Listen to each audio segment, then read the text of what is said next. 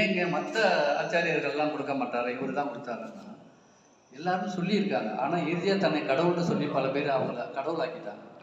இன்று வரை உலகம் முழுக்க பிரச்சாரம் செய்து என்ன பண்ணியிருக்காருன்னா, கடைசி வரைக்கும் தன்னை கடவுள்னு சொல்லிக்கல. அவங்க சிஷியர்களும் யாரும் அவரை கடவுள்னு சொல்லலை.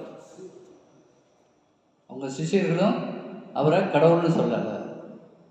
நான் பக்தியை எப்படி பண்ணுறது சொல்லி கொடுக்குற ஆட்சி என்னுடைய குருவினுடைய சீடன் நான், சிஷியன் நான். அவர் சொன்னபடி உங்களுக்கு நான் இந்த பகவத்கீதை நடைமுறை பக்தியை எப்படி பண்ணுறது சொல்லி கொடுக்க வந்திருக்கேன். அதை நீங்களும் ஃபாலோ பண்ணுங்க. அப்போ தான் நம்ம பகவான்கிட்ட போக முடியும். எக்காரணத்தை கொண்டும் தன்னை கடவுள்னு சொல்லிக்கிறேன்.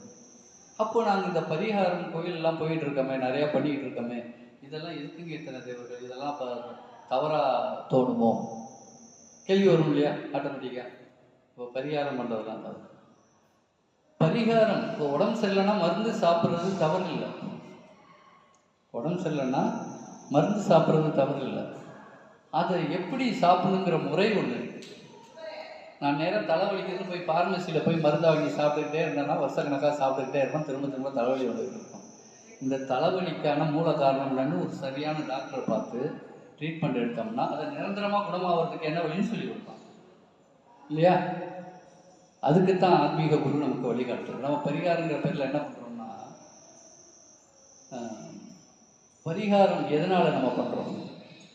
நம்மளுடைய கர்மா ஏற்கனவே இருக்குது, இதை தானே அனுபவிக்கணும்னு இருக்குது. சரி, அப்படியே தான் பரிகாரம் பண்ணுறோம்.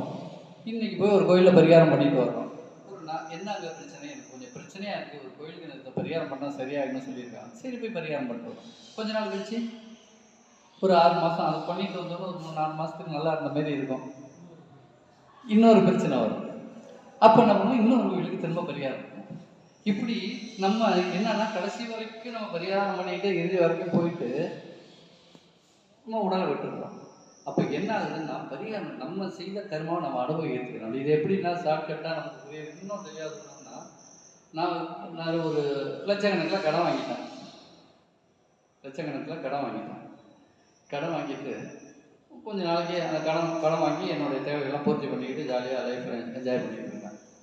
அந்த கடன்காரன் ஒரு 6 மாதமோ 1 வருஷமோ கழிச்சு என்னாச்சு எனக்கு பணம் கொடுக்கவே அப்படின்னு அடிக்கடி நச்சரிப்பான். தொந்தரவு பண்ணுவானா இல்லையா?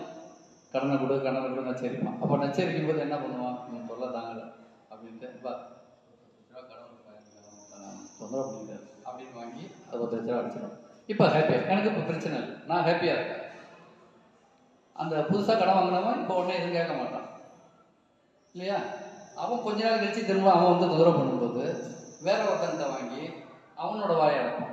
அப்போ பிரச்சனை முடிஞ்சிருச்சு. இப்படித்தான் நம்ம என்ன பண்ணுறோம், நம்மளுடைய கர்மாவை தீர்க்காமலே பரிகாரங்கிற பேரில் மேலே மேலே ஏதாவது செஞ்சு அந்த கர்மாவை அப்படியே ஸ்டாக் வச்சிருக்கோம். என் கடன் ஜென்மத்துக்கும் தீர போகிறது இல்லை, என் கர்மாவும் ஜென்மத்துக்கும் தீர போகிறது இல்லை. இந்த கர்மாவை அப்படியே விதிங்கிற லெவலில் அடுத்த ஜென்மத்தை கொண்டு போய் மாட்டிக்கும். என் கடனை